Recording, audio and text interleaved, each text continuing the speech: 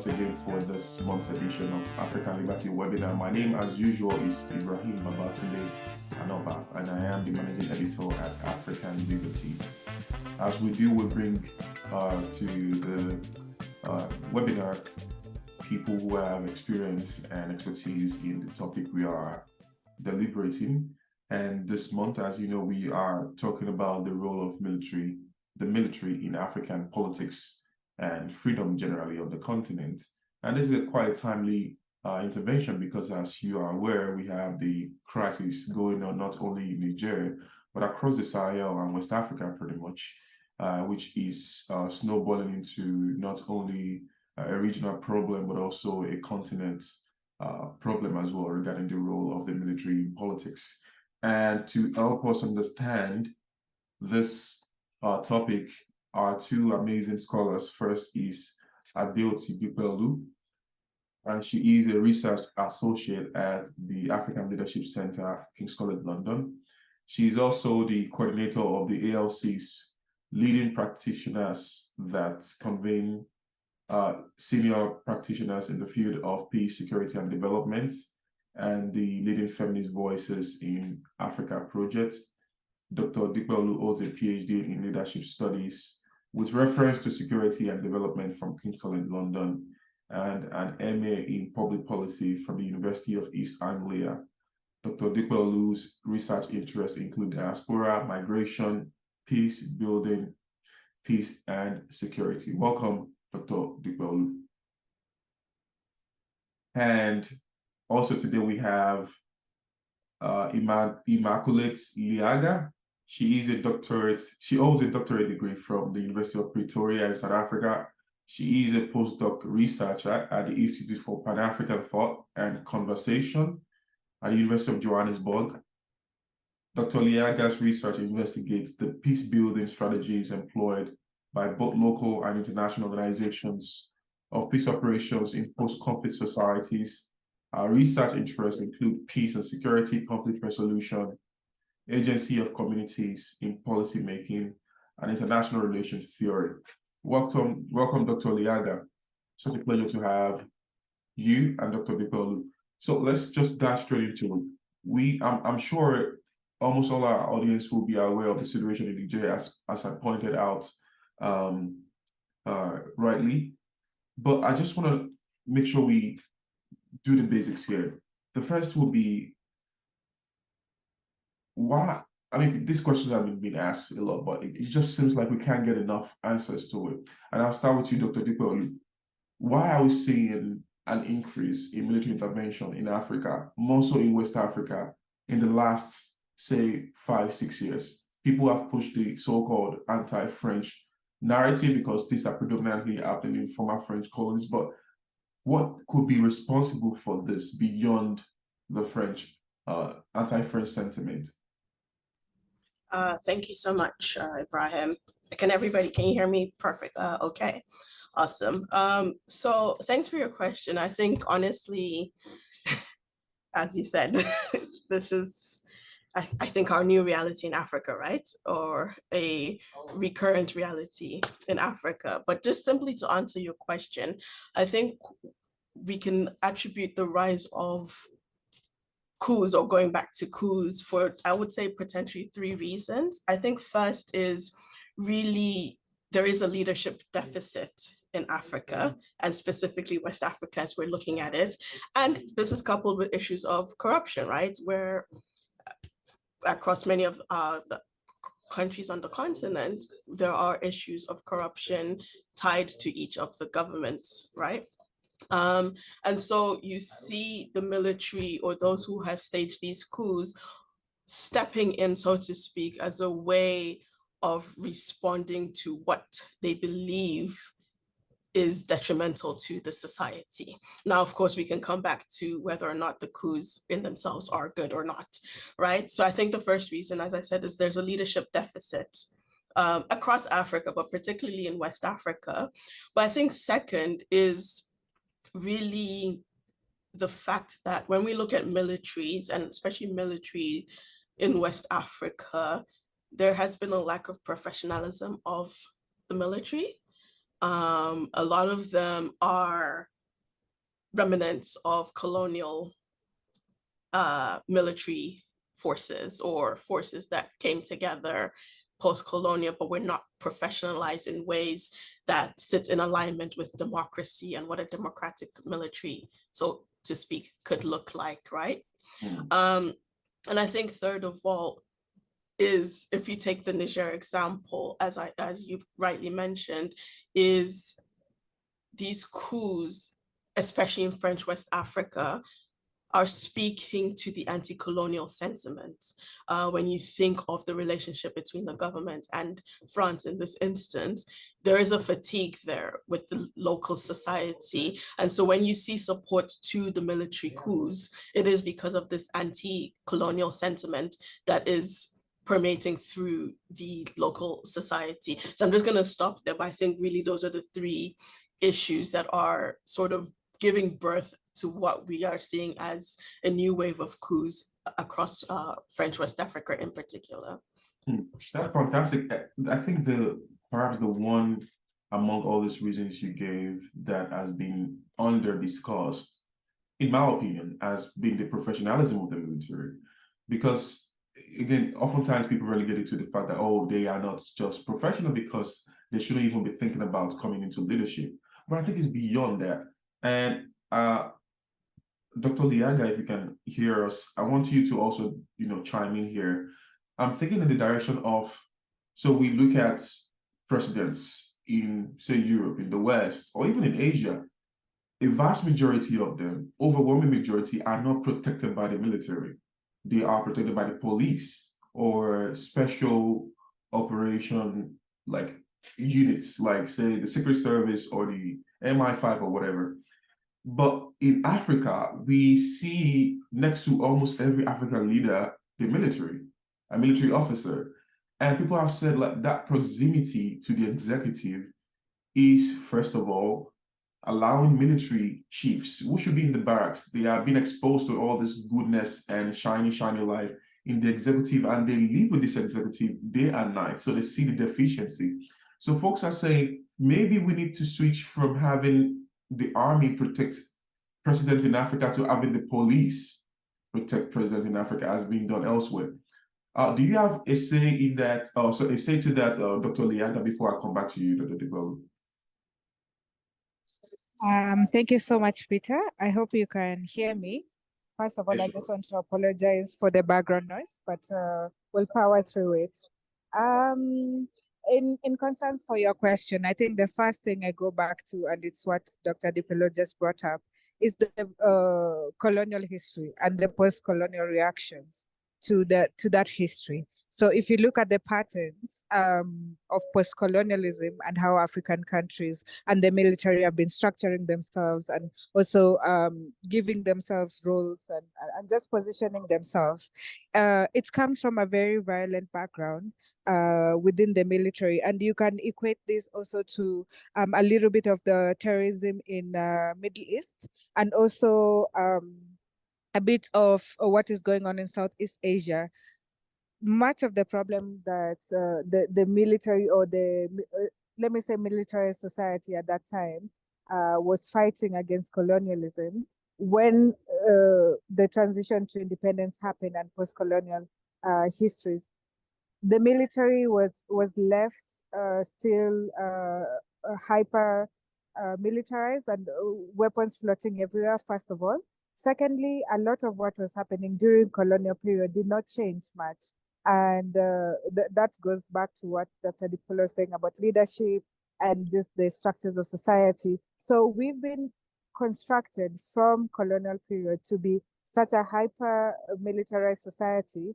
And when we constitutionalize it through the military, even the communities themselves and the nation as a whole in many, many countries, maybe not all in Africa, but most of them, they have the history of militarized, very having a lot of weapons in the society. So not only does that not shock them, but that's the norm. So even eradicating it becomes difficult. The second thing I'll add, and maybe also to contribute to what was said before, is that the roles of the military are continuously continuously evolving, and now the military is coming out as if it's saving the country from a corrupt leader, and that's how leaders are known as. He was corrupt, or other offenses that the citizens will actually support the military for. So the way we are socialized is actually conducive for the military, and the police are not equipped for that. So I think the hyperization of arms and small arms and military weapons, big grade weapons, is what will cause the military to be stronger than the police. Because when rebel groups happen, the police are part of it. The military is a little bit more disciplined and can be controlled by the state more than the police. So there's a preference in that way. All right. So that I'm so glad you also touched on the issue of militarization of African societies, which I'm going to come back to later. But Dr. Dipeolu, I wonder if you have any response to my question about policing, like using police to guard the president versus using the military, which could prevent possibly interventions. Yeah, thank you, Ibrahim. I think as my colleague Riley mentioned, is really when you have to go back to the history of the formation of the military versus the formation of police in states, right? Yes. And I think it takes us fundamentally back to what is the role of the military in the state, right? And I think, as Dr. Liaga rightly mentioned, is that role is evolving, but we do need to go back to the fundamentals of why the military was created in the first instance. Now, ideally, the military exists to protect the states from armed threats, right? And mostly external armed threats, if you take it in the Western context. When we come to the African context, we then need to really decipher what is that military role, right? And what threats is it protecting the state from? I think Dr. Liaga rightly mentioned is we're seeing a rise of military responding to internal threats in the example of this bad leadership, so to speak, right? So in a sense, we could argue that the military is moving away from what it exists to do, or is it, right? Because in a sense, the military could also exist to protect the Constitution and the rights of the people. Now, how they go about that is a different issue. So to your question, sorry for diversion, is really you see the military taking up that role because there is an intrinsic relationship between the military and the government of the state, right? And so when you look at who is stepping up in terms of protecting the face of the state, it will always be the military, because the police as an entity has a different function and is equipped differently to carry out its own role within the states, and that's usually more at a local level. And there's an example, I want to give quickly, is if you take Mauritius, right? And Mauritius is an example of a model democracy in Africa, so to speak. They don't necessarily have a military, but they have, I think what you had mentioned earlier actually, is a special mobile force in the sense of paramilitary. And this entity has been deployed in instances where there have been riots, or even in terms of monitoring elections or being present during elections in Mauritius, or in terms of just guarding when there's super political or high level political meetings taking place in the country. So we need to ask ourselves really, it's clear that there's a distinction between the military and there's a distinction between the police roles, right? So we need to ask ourselves the question as to why is the military intrinsically linked to governance protection as opposed to the police? I know I'm throwing the question back at you, but I think it's for us to really break apart what is the role of the military supposed to look like in the African context. Yeah. Sadly, it seems as though Africa has some peculiar internal dynamics that is bringing this military dimension up at it, like almost every time, apart from, say, corruption or professionalism question. But I'm going to come back to the militarization issue. However, we have some questions already. And Bruno, Onyeye Umunakwe, you raise your hand. You should get ready to come up now. But we have this question from Datsun Musa, and it's a question of comment. They say the military in Africa, especially West Africa, tends to play to geopolitics instead of doing it in the best interest of their people. How does the building of strong and vibrant institutions prevent these coups? Dr. Liaga, you want to quickly respond to that? I think this person is actually pointing to, say, the idea that many of the coup leaders that we've seen recently in West Africa are being influenced by, say, Russia to intervene. And that's the geopolitics angle I can think of. Do you think that exists, Dr. Liaga? Do you think it's a farce, or is that something tangible in that inferment? I think we can't dismiss the fact that there is at play the international geopolitics that's playing, and international forces who are pushing these militaries to act like that. So one, we have to look at the external, yes, which exists there, but we also have to look at the internal there. And probably if you break them down, you can find that they are equally reinforcing. So depending on the country, specific country, for example, military coup in Mali, you can, Mali, for example, or Niger, you can argue that. But if you look at the military coup in Lesotho, or at least the attempt of, it will be more of an internal thing, or Zimbabwe. It really just depends on how you want to frame it.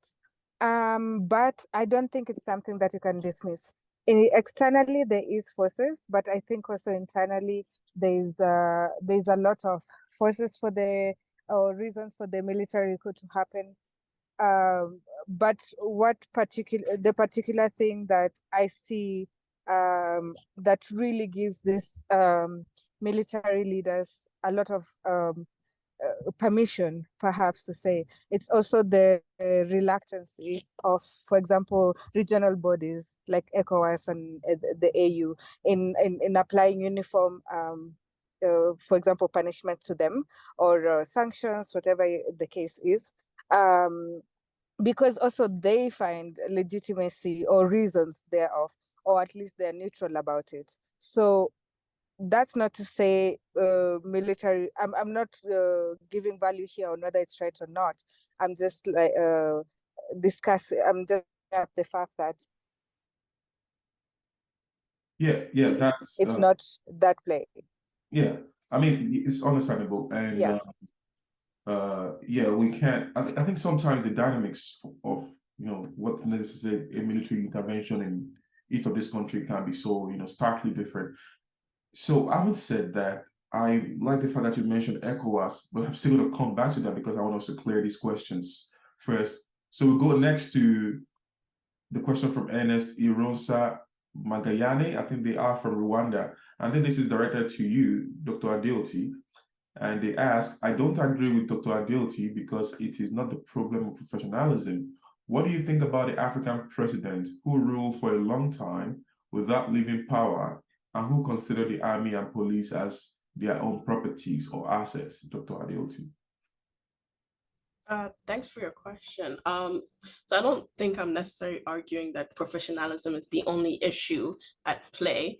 But to your question, yes, I mean, as we can see across many African states up until following independence, up until as recent as possible, we have had instances where heads of state have been part of the military themselves, right? And I think part of the issue is because there has not been a clear distinction between the state and the military, right?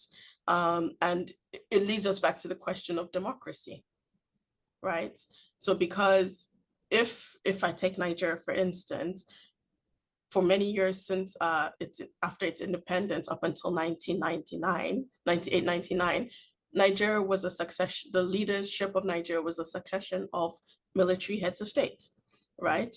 And that was because democracy at the time wasn't full-fledged, and there wasn't a willingness, so to speak, to make it work. And the only reason it came to be was because at some point there is a reality that, whether we like it or not, the role of the external, the relationship with the external is very determinant on the nature of the state itself, right? So if we go back to the concept of democracy, free will, freedom of speech, freedom of press, free and fair elections, that's what you want as a state, right? To be able to show that you are open for interaction or relationship with others, because the reality is nobody wants to, for the most part, engage in a state that is not operating as a democracy, right? I'm doing this because so many issues with the term democracy, but, and of course, democracy in the African context is very, very, very precarious. So, but my point is, the only reason why, as I said, the military is also finding footing, or the fact that heads of states have come from military background, is because there hasn't been a distinction between the military and the state for the longest times. And even in so-called democracies, there is no, the line is still very thin between the relationship, in the relationship between the military and the state, right? And this is why we're able to see, as even Dr. Liaga said, context matters, by the way. Let me just put that out there, because the coups that are occurring in West Africa are very different from the coups that have occurred in other parts of Africa. It was not a full-on takeover in Zimbabwe, and there was a positive reception to it, right, so to speak. Whereas in West Africa, there's a mixed reaction because of the implications of military coups in that region. So to your question, really is not about solely professionalism, but it is one aspect that needs to be looked at in terms of the role of the military in Africa and distinguishing it completely from the state or governance in this instance.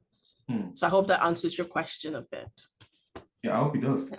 My own question, personal question coming into this webinar, kind of a dilemma really, is, I remember when Boko Haram was at the peak, and it was like really tearing apart the whole Chad, Nigeria, Nigeria kind of region, even as far as Mali.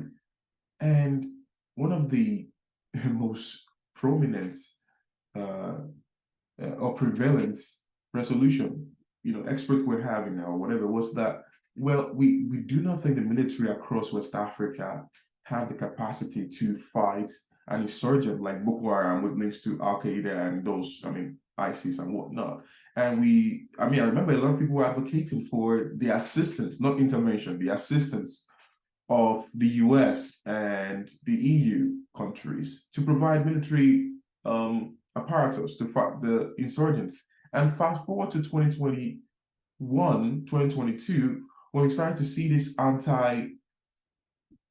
French attitude across West Africa, which of course is also emphasized in this point of militarization of African societies, that you go to your average West African country today, Niger, Chad, you see American base there, you see French military presence there.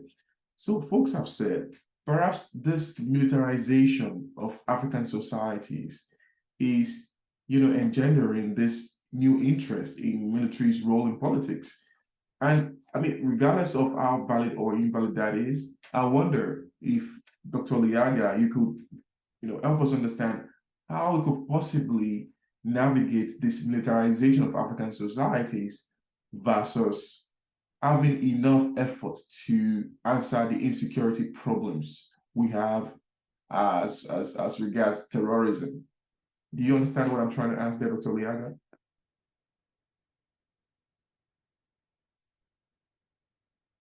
I don't think she's... Hi, Peter. I think I do, but I would just ask you to either ask it again or reframe it. Yeah. So I answer the question correctly. Yeah. Of course. There are two sides to the coin. One is that we need the efforts or the presence of, the US, French military troops to continue to fight off ISIS and Al Qaeda affiliates in the Sahel in West Africa. And the other side of the coin is that it is because of this presence that our society is being heavily militarized. And for that reason, we need to push them out. So how do we, it's our cake and have it at the same time, if that's something you think is possible. Okay, I think I understand your question. The first thing I would say is sometimes when we use the case study of Africans, we forget that we do have very similar circumstances to other regions of the world. And you can easily look at Middle East and whatever was happening in Middle East with the US being involved and with fighting of the Russians in the Middle East, and then the weaponization, the militarization of the society there.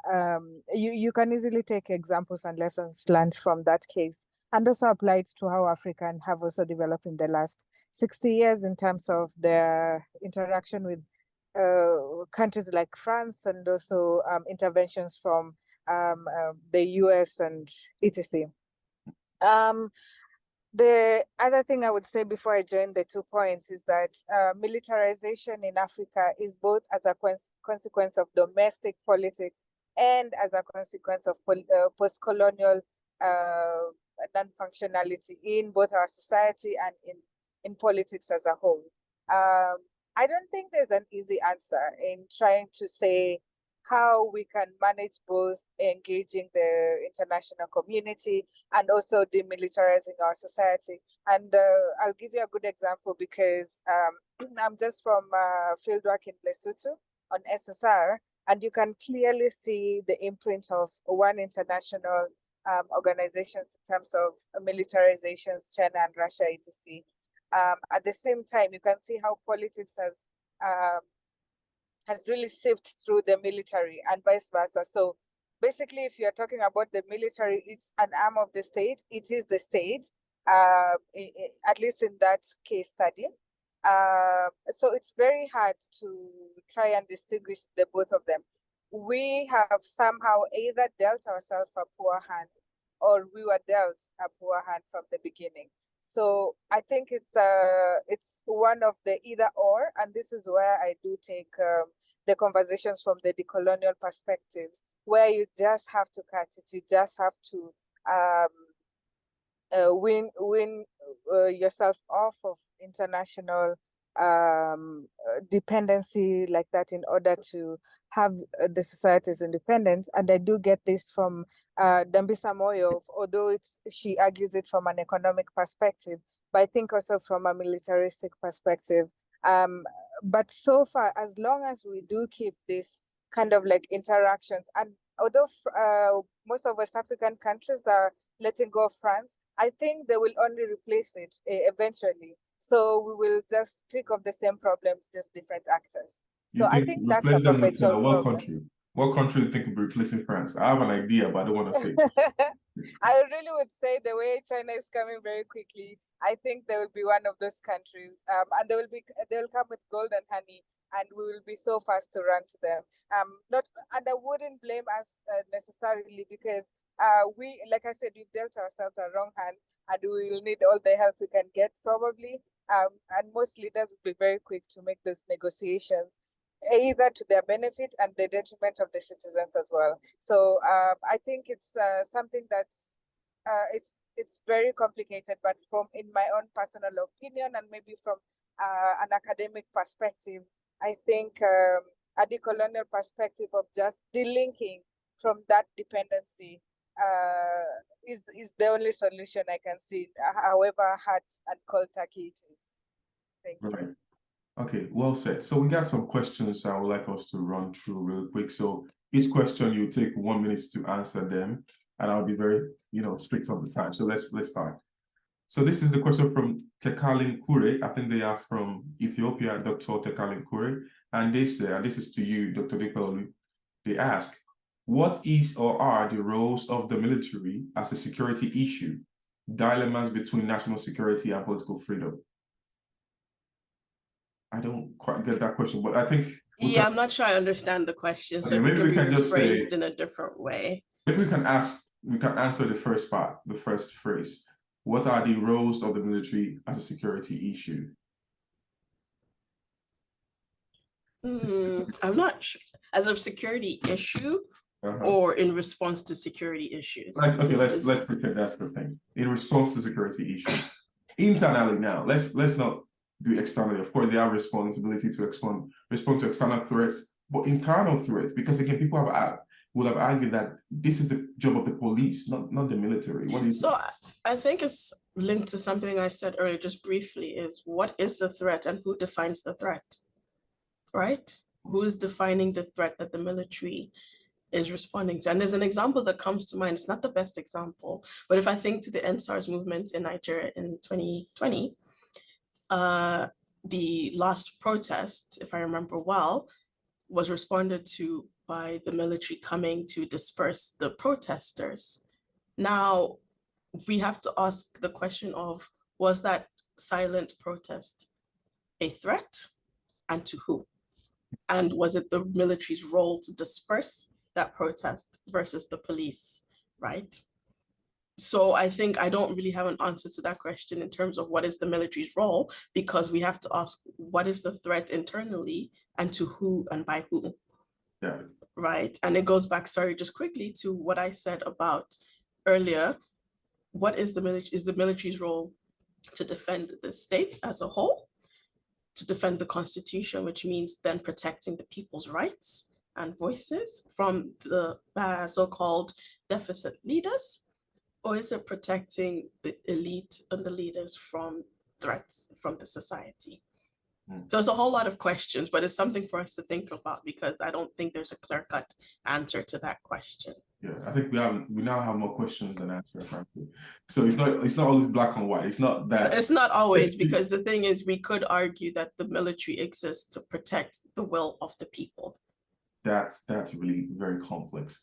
Okay, so brief comment from Taremwa, Michael. They say, good evening, everyone. I'm from Uganda. The topic is really central in the current political terrain of Africa, and the military is at the heart of politics in most of our countries, basically because we have created a conducive environment for one strong man rather than strong institutions.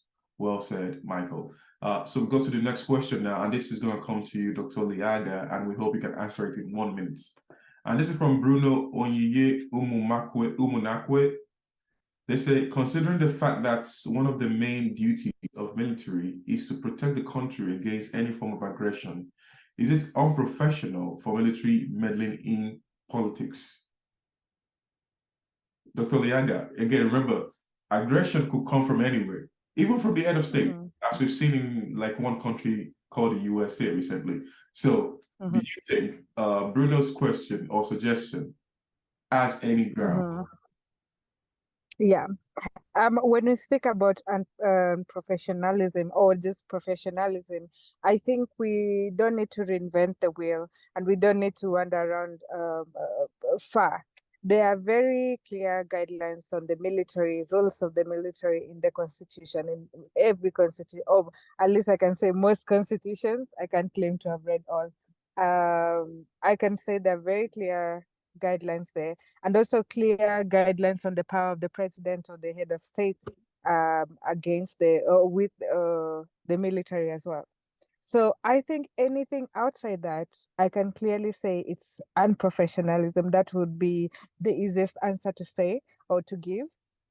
But if you do come at a contextual level, for example, and I think it's been mentioned before in terms of the military handling the protests in different countries. In South Africa, when the Fees Must Fall movement was happening, and this is not about coups, but it's a good example. When the Fees Must Fall movement was happening, the police largely handled that. But when the 2021 July, was it June or July, protests were happening, I think 2 days later, the military stepped in. So there is an and this was a direct command from the president himself, who deployed the military. They didn't use force as many countries do. And even COVID, when they were enforcing COVID, you could see the military's arm there, for example, in Kenya.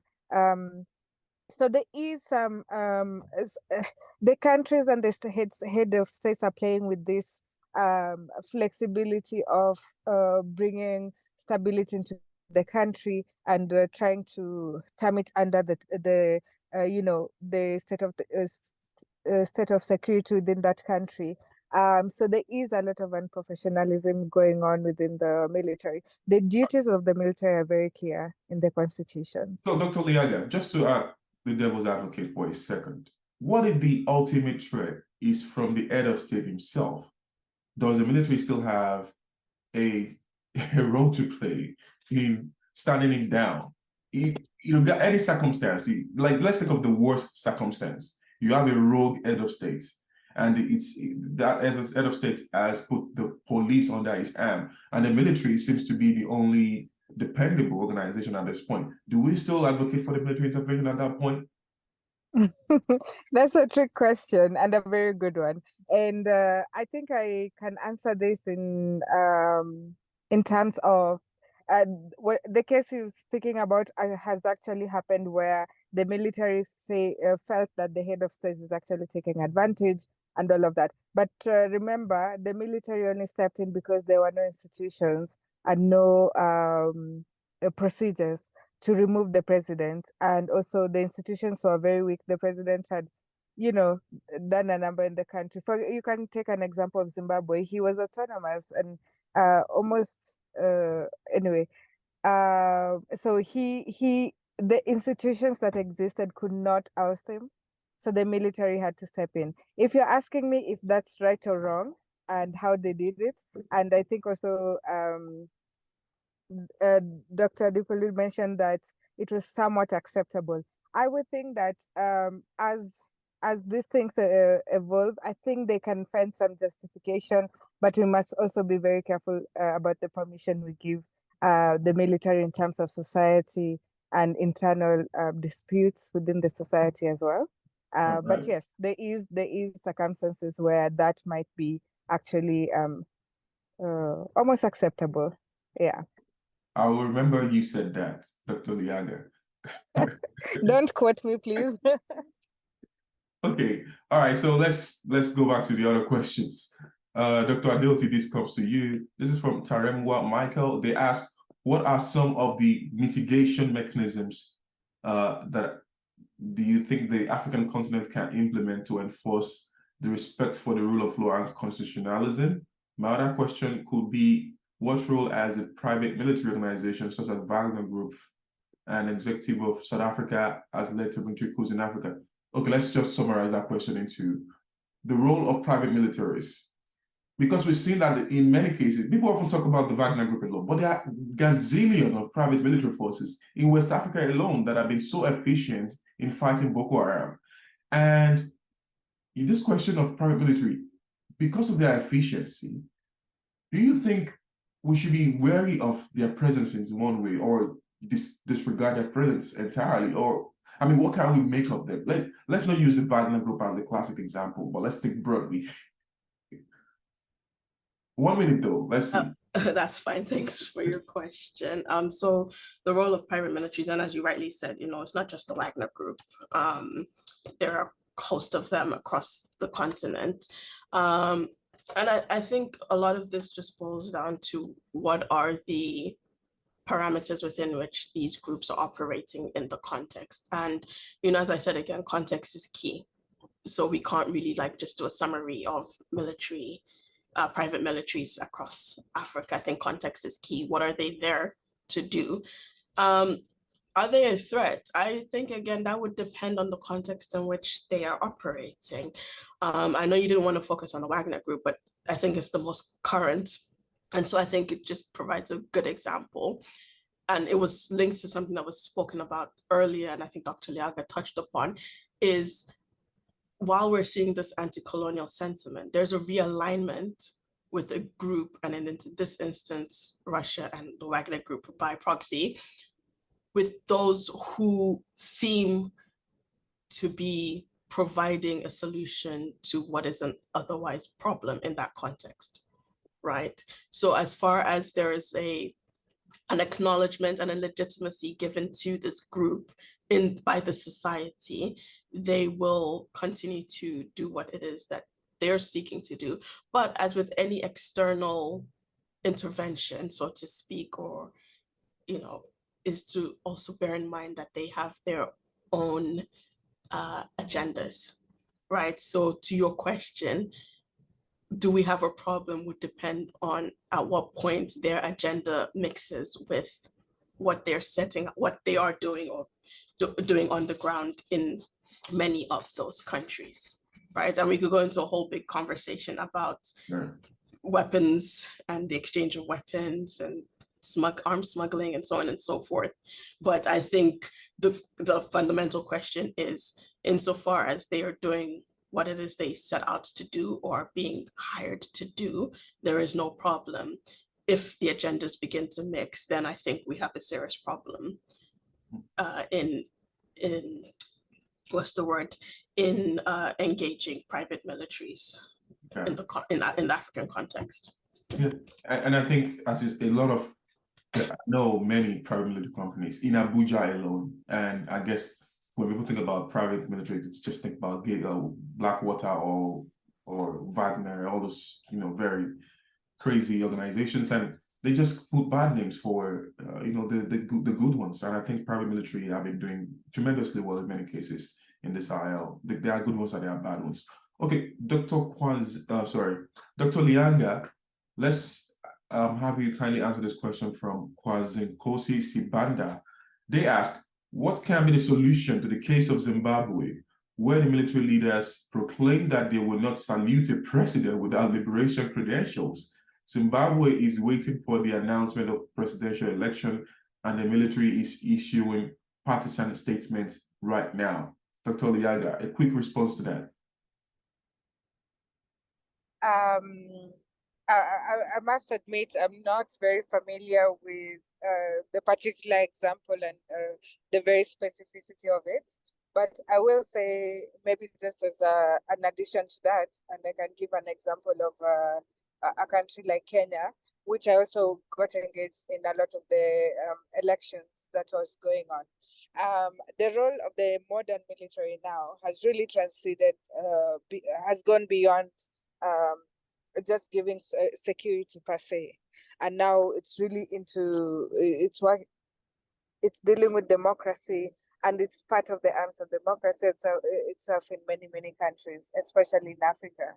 So if we look at the case of Zimbabwe, who had been also with the coup, the military had stepped in to promote democracy, so they feel a sense of ownership of that democracy, of upholding that democracy. So, and the society is giving it its legitimacy in that sense, and also seeing how, and it can be arguable, whoever, depending on who you ask, but seeing how Zimbabwe was arguably liberated as well, the military has been almost invited to the politics table. So that's why it has a lot of say, and it has a lot of and it can have a lot of say in a country like Zimbabwe. If you compare it to other countries like South Africa, that might not be the case, but the history of Zimbabwe really can answer that question. I can't give the specific answers in terms of saluting or yes, just because I don't have that particular example, but what I can just say here is that the military in many countries have been invited to the politics table. Yeah, and I think, as Dr. Adeoti once said, it's the fact that we have many leaders who are former military chieftains is in itself a question that needs to be first answered. All right, so I'm actually going to keep to the 1 minute at this time. Okay, so let's try. So this question from Gideon Ajay Mawutor, they ask, and this goes to you, Dr. Dipeolu. They ask, what are the consequences of having prolonged coup regimes in a country? And I relate that to this, I forgot, is it General Tijani, the military leader in Burkina Faso? Is it Burkina Faso or Mali? Question is, I think both of them, both the generals in Mali and Burkina Faso, they've had good reception from their people, largely. And two, they promised to hold elections. But as we've seen in the case of Sudan, where they bring in the prime minister, 2 years later or 1 year later, they throw out the prime minister. So now this question from Gideon, what are the consequences of having the military coming to stabilize, but staying quite long in power before transitioning to democracy? 1 minute, and here we go. Thank you so much. That's a really good question. And I think it's the question that is a very pertinent question, in that in the long run, there is no good that comes out of it, because if you take the fact that these military coups have occurred because of what is a leadership deficit, or because the head of state, so to speak, has become a threat to the society or the country, the state in as a whole, the response through a coup does not necessarily mean that things are going to change. If anything, we take into consideration the response of the international community. That could be regional, that could be international in terms of the West. And you think of the sanctions, and sanctions only means worse off conditions for the society. That's one. Two is the military intervention itself does not necessitate that those military leaders are going to do anything different from the democratic leaders when it comes to bettering the society. And so if you're thinking long term, if you're isolated from aid, especially in a country, if you take Niger again, where it has one of the sorry, okay, that's fine. But basically the issue is there are consequences for prolonged military intervention, especially in countries that do not have strong institutions, and there is no move to reinstall the process of democracy. Great. And just to, again, devil's advocate, should we then give the folks in Mali and Burkina Faso the benefit of the doubt, or should we just not believe them at all when they say they're going to transition to democratic regime?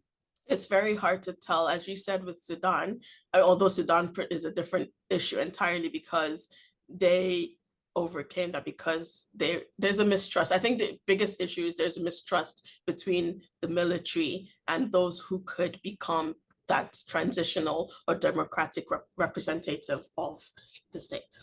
Cool. All right, thanks. So Dr. Liaga, we'll do the same quick fire, 1 minute to answer. This is from Kamolidin Oluwapelumi Arasi. They say, I believe that is fundamental to the survival of mankind and our civilization. Its importance is foregrounded in our laws and constitutions, which need to be enforced. Okay, I found this on the web, for they say I believe evil of mankind. No, Siri. See, I think Siri is really weird. Okay, so could you repeat the name of the writer? I just want to read as well, because I can't hear you very well. I'll read the question. It's from Kamolidin Arasi. And their question is that, how can African governments strike a balance between maintaining security through the military and upholding political freedoms?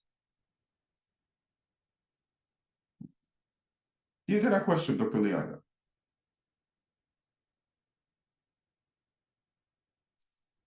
Dr. Liaga, are you there?